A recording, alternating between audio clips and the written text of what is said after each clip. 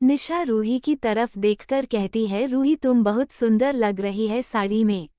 रूही को इतना शांत देख कृतिक रूही को अपनी तरफ घूम कर कहती है, क्या हुआ, तुम इतनी परेशान क्यों हो। निशा कृतिका की तरफ देखकर कहते हैं, हाँ भाभी सुबह से ही है, ऐसे ही गुमसुम सी है।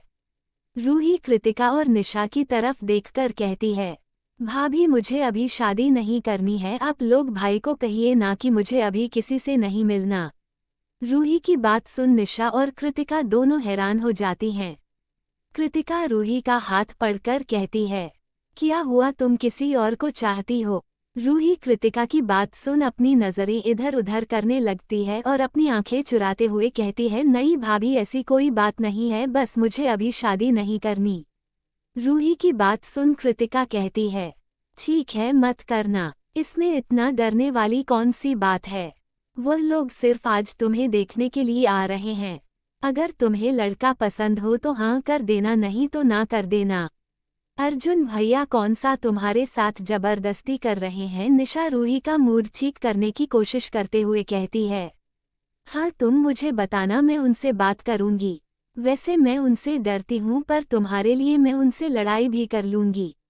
निशा की बात सुन कृतिका और रूही के चेहरे पर मुस्कुराहट आ जाती है। ममता जी दरवाजा खोलकर अंदर आती है और रूही को साड़ी में देख उनकी आंखों में हल्का सा पानी आ जाता है और वह रूही के कान के पीछे काला टीका लगाते हुए कहती हैं, नजर ना लगे मेरी बेटी को किसी की बहुत प्यारी लग रही हो। अपनी माँ की बात सुन रूही हल्का सा मुस्कुरा देती है। ममता जी निशा और कृतिका की तरफ देखकर कहती हैं, अभी उन्हें आने में थोड़ा वक्त है बेटा, चलो जब तक हम किचन में कुछ काम देख लेते हैं। ममता जी की बात सुन निशा और कृतिका कहती है, जी मैं, और रूही को एक स्माइल देकर ममता जी के साथ चली जाती हैं।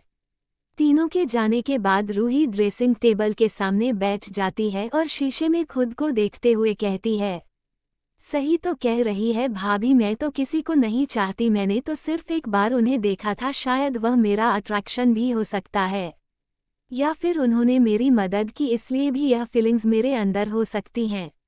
मुझे इन सब चीज़ों के बारे में ज़्यादा नहीं सोचना चाहिए, और अपना दिल बहलाने के लिए फ़ोन देखने लगती है। अर्जुन स्टडी रूम में बैठ था। सामने कृष और रोहन बैठे थे।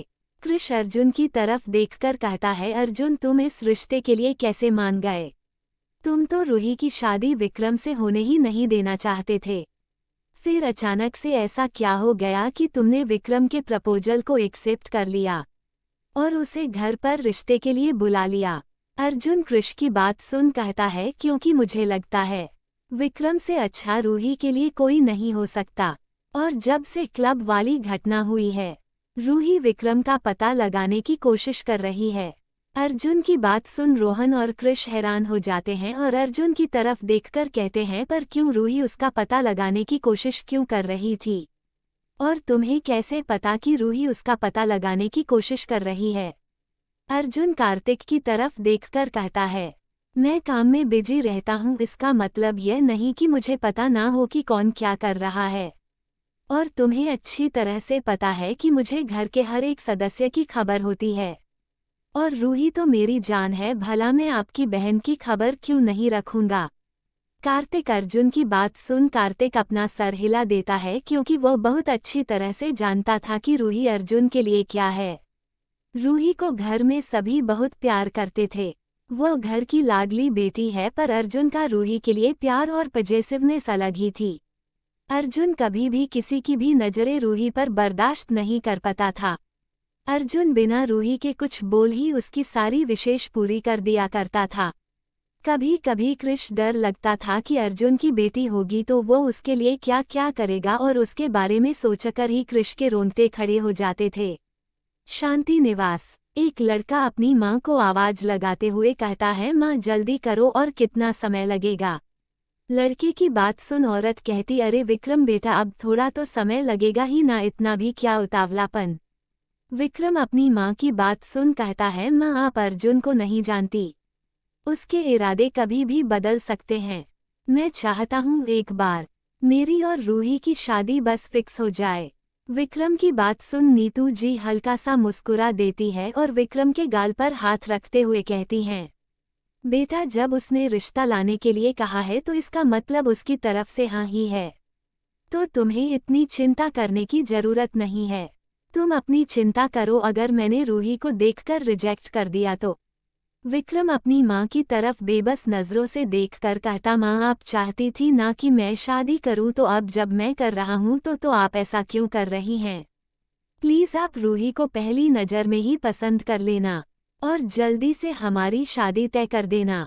विक्रम का इतना उतावलापन देख नीतू जी हल्का मुस्कुरा देती और कहती है, चलो मैं भी देखती हूँ तुम्हारी पसंद।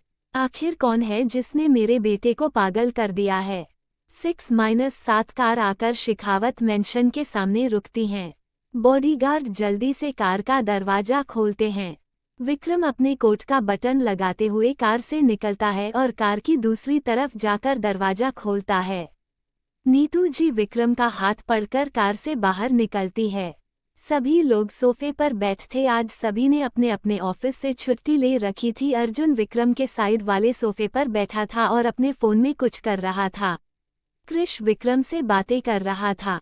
दादी जी नीतू जी की तरफ देखकर कहती है, बेटा हमने अर्जुन से पूछा था, पर उसने हमें बताया नहीं कि कौन रिश्ता लेकर आ रहा था। हमें थोड़ी घबराहट भी हो रही थी, पर अब जब पता लग गया कि हमारी बेटी आपके घर जाएगी तो हमें बहुत तसल्ली है। दादी जी की बात सुनने नीतू ती कहती हैं, आंटी आप कैसी बात कर रही हैं? हमारे बहुत पुराने और अच्छे रिश्ते हुआ करते थे, कुछ गलतफहमी की वजह से खराब जरूर हुए थे पर टूटे नहीं थे, और आज रिश्ता लाकर हमने एक बार दोबारा शुरुआत कर दी है। नीतू जी को इतने प्यार से बोलना देखा दादी जी को बहुत खुशी होती है और उन्हें तसल्ली होती है कि उनकी पोती एक अच्छे घर में जा रही है। नीतू जी दादी की तरफ देखकर कहती हैं, आंटी बातें तो होती रहेंगे, आप रूही बेटा को बुला लीजिए। नीतू जी की बात सुन दादी कृतिका की तरफ इशारा करती हैं। दादी का इशारा समझ कृतिका रूही के कमरे की तरफ चली जाती है। रूही जो घबराहट के मारे निशा का हाथ पकड़ बैठी थी। कृतिका कमरा का दरवाजा खोलकर अंदर आती है और रूही को इतना घबराते देख हल्का सा मुस्कुरा देती है। रूही की तरह देखा कहती है, चलो रूही माँ ने नीचे बुलाया है तुम्हें। रूही कृतिका की तरफ देखकर कहती है, भाभी मैं ठीक तो लग रही हूँ ना? रूही की बात सुन निशा घूरते हुए कहती है, देखिए भाभी जब से इसने मेरा सर खा रखा है मैं ठीक तो लग रही हूँ ना? लड़का सही तो होगा ना? ऐसे ही सवाल कर जा रही है। कृतिका निशा की बात सुना कर की मुस्कुराते हुए कहती है, ऐसा ही होता है जब पहली बार कोई तुम्हें देखने आता है तो हर लड़की को घबराहट होती है। कृतिका की बात सुन निशा थोड़ी उदास हो जाती है। रूही की नज़र निशा की तरफ जाती है और निशा को उदास देख रूही कहती है, क्या हुआ भाभी आपको? कृतिका निशा की उदासी को बहुत अच्छी तरह से समझ रही थी। हर लड़की का सपना होता है कि कोई बारात लेकर आए और उसे डोली में बिठाकर ले जाए, पर निशा के साथ ऐसा बिल्कुल नहीं हुआ था। अचानक ही उसकी शादी अर्जुन से हो गई थी और वह एक फौजद वाइफ बन गई थी। निशा और कृतिका रूही को नीचे लेकर आते हैं। विक्रम जो रोहन और कृष से बात कर रहा था, रूही को देख एकदम से चुप हो जाता है। हाय रूही लगी इतनी प्यारी रही थी। पीले रंग की साड़ी में रूही बहुत सुंदर लग रही थी। विक्रम को रूही को घूरता देख नीतू जी विक्रम के हाथ पर कोहनी मरती हैं। नीतू जी के मरने से विक्रम अपने सेंस में वापस आता है और तुरंत रूही पर से अपनी नज़र हटा लेता है।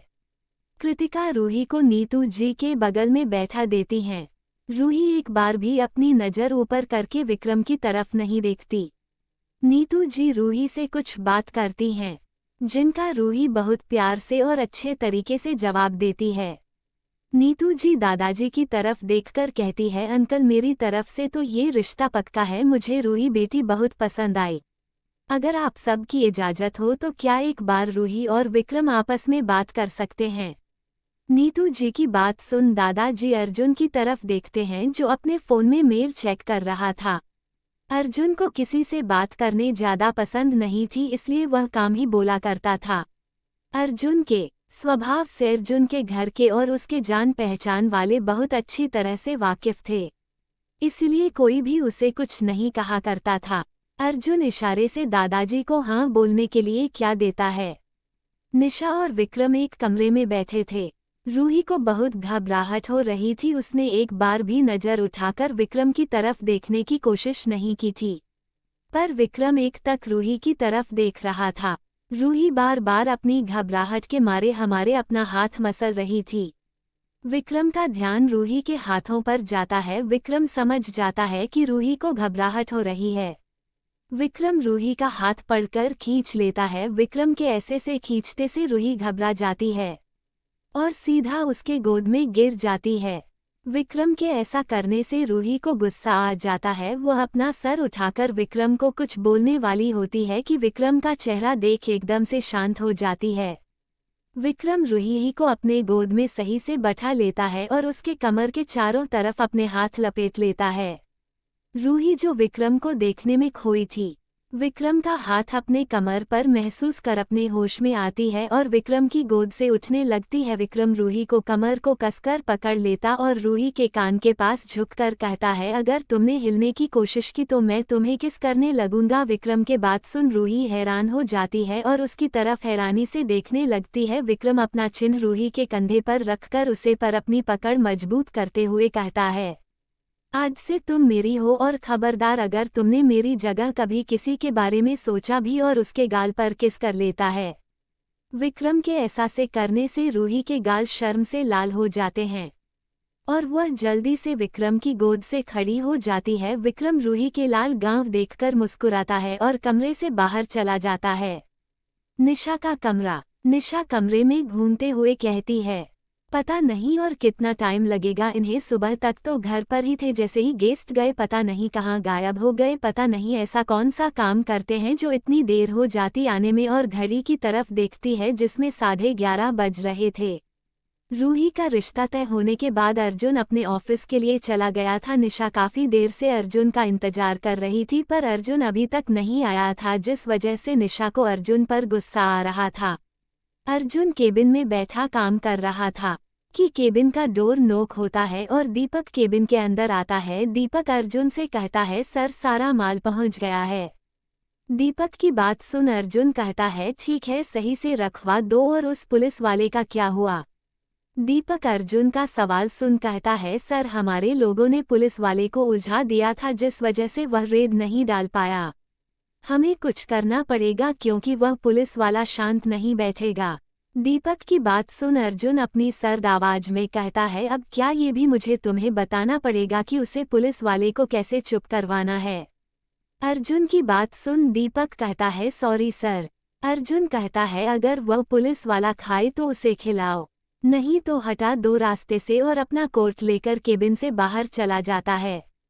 दीपक अर्जुन की बात का मतलब बहुत अच्छी तरह से समझ रहा था और एक लंबी सांस लेकर अर्जुन के पीछे पीछे चला जाता है। अर्जुन की कार मेंशन के सामने आकर रुकती है। अर्जुन अपने कोट को लेकर अंदर अपने कमरे की तरफ चला जाता है। अर्जुन दरवाजा खोलकर अंदर आता है। उसकी नज़र सोफे पर सो रही निशा की तरफ जाती है। निशा के लंबे बाल सोफे के नीचे फर्श को छू रहे थे। अर्जुन धीरे से दरवाजा बंद करता है और अपना कोट सोफे पर रखकर बाथरूम की तरफ चला जाता है। निशा जो कच्ची नींद सो रही थी, कमरे में हलचल की वजह से उसकी नींद खुल जाती है। बाथरूम में पानी गिरने की आवाज सुन निशा समझ जाती है कि अर्जुन आ गया है। निशा अपने बाल समेटते हुए डिनर लेने के लिए कमरे से बाहर चली जाती है। अर्जुन नहाकर बाहर आता है। अर्जुन को सोने से पहले नहाने की आदत थी। चाहे कितना भी टाइम हो जाए, अर्जुन हमेशा सोने से पहले नहाया करता था। अर्जुन की नज़र सोफे पर निशा की तरफ जाती है, पर निशा को ना देख अर्जुन अपनी नज़रें कमरे में इधर उधर कर निशा को ढूंढने लगता है। निशा दरवाजा खोलकर अंदर आती है और अर्जुन को अपना बाल सुखाता देख ट्राई डाइनिंग टेबल पर रख देती है। अर्जुन निशा को देख सोफे पर बैठ जाता है और टॉवल निशा की तरफ कर देता है। अर्जुन एक नज़र निशा की तरफ देखती है और टॉवल लेकर अर्जुन के पीछे की तरफ जाने लगती है, पर अर्जुन निशा की कमर पकड़कर अपने आगे खड़ा कर देता है और अपना सर निशा के पेट से चिपक लेता है। निशा जो अर्जुन के लेट आने पर गुस्सा थी, अर्जुन के सर को घूमती और गुस्से में उसके बाल टॉवल से सूखने लगती है। अर्जुन निशा के पेट पर होंठ चलते हुए कहता है, क्या हुआ बीवी, तुम कुछ बोल क्यों नहीं रही हो? अर्जुन की बात सुन निशा अपना मुंह फूलते हुए कहती है, आपको मेरे बोलने ना बोलने से क्या फर्क पड़ता है? आप तो बस अपना काम कीजिए, मैं कुछ करूं ना करूं आपको क्या करना है? आपको थोड़ी ना फर्क पड़ता है? घर पर कोई आपका इंतजार कर रहा है, रात हो गई है, जल्दी जाना चाहिए। अर्जुन जो निशा की बातें सुन रहा था निशा की कमर पकड़कर अपनी गोद में बिठा लेता है। निशा जो बोल रही थी अर्जुन के ऐसा करने से एकदम से चुप हो जाती है और हैरानी से अर्जुन की तरफ देखने लगती है। अर्जुन निशा के होठों की तरफ देखते हुए कहता है, लगता है आज तुम बहुत ज्यादा गुस्से में हो, मुझे तुम्हें मनाने के लिए कुछ करना पड़ेगा। निशा को अर्जुन की घूरती नजरें अपनी होठों पर महसूस हो रही थी और वो अर्जुन की बातों का मतलब अच्छी तरह समझ रही थी। निशा घबराते हुए कहती है, नहीं नहीं, मैं थोड़ी ना आपसे गुस्सा हूँ, आप डिनर कर लीजिए नहीं तो ठंडा हो जाएगा। अर्जुन जो निशा के होठों को अपनी प्यासी नजरों से देख रहा था निशा की बात सुन कहता है, भूख तो मुझे भी बहुत लगी है, और निशा को गोद में उठाकर बेड की तरफ लेकर जाने लगता है। निशा अर्जुन को देखकर कहती है, आप मुझे कहाँ ले जा रहे हो? डिनर तो टेबल पर रखा है। अर्जुन निशा को बेड पर लेटकर उसके ऊपर आते हुए कहता है, पर मेरा डिनर तो मेरे सामने है। अर्जुन की बात सुन निशा के गाल शर्म से लाल हो जाते हैं। अर्जुन निशा के होठों पर अपने होंठ रख देता है। अर्जुन के ऐसा करते ही निशा की पकड़ अर्जुन के कंधे पर बस जाती है। अर्जुन निशा के होंठ को सक कर रहा था। धीरे धीरे निशा अपनी आंखें बंद कर लेती है और अर्जुन के किस में खोती चली जाती है। अर्जुन निशा को पैशनेट होकर किस कर रहा था। अर्जुन अपनी जीभ को निशा के मुंह में इंटर करता है और उसकी जीभ को शक करने लगता है। अर्जुन निशा के होठों पर अपनी मनमानी करने लगता है और निशा अर्जुन के किस को फील कर रही थी। अर्जुन का हाथ निशा की कमर पर चल रहा था। अर्जुन की इतनी पैशनेट किस करने से निशा को सांस लेने से प्रॉब्लम होने लगती है। निशा अर्जुन को धक्का देने लगती है। अर्जुन निशा के होठों को छोड़कर उसके गले पर किस करने लगता है और अपना हाथ निशा के सूट के पीछे लगी चेन की तरफ बढ़ा देता है। अर्जुन निशा की चेन को खोल देता है और किस करते करते अपने हाथों से निशा के सूट को नीचे की तरफ करने लगता है। अर्जुन के ऐसा करने से निशा जो अर्जुन के किस में खोई थी हैरानी से अर्जुन की तरफ देखने लगती है। अर्जुन जो निशा की तरफ देख रहा था निशा की आंखें जैसे ही अर्जुन की आंखों से मिलती हैं वो शर्मा जाती और अपनी नज़रें नीचे कर लेती है। अर्जुन निशा की नज़रें झुकता देख अपनी भारी आवाज में कहता है, तुम्हारी आंखें सिर्फ मुझ पर होनी चाहिए। निशा अर्जुन की ऐसी भरी आवाज सुन घबरा जाती है और तुरंत अर्जुन के आंखों में देखने लगती है।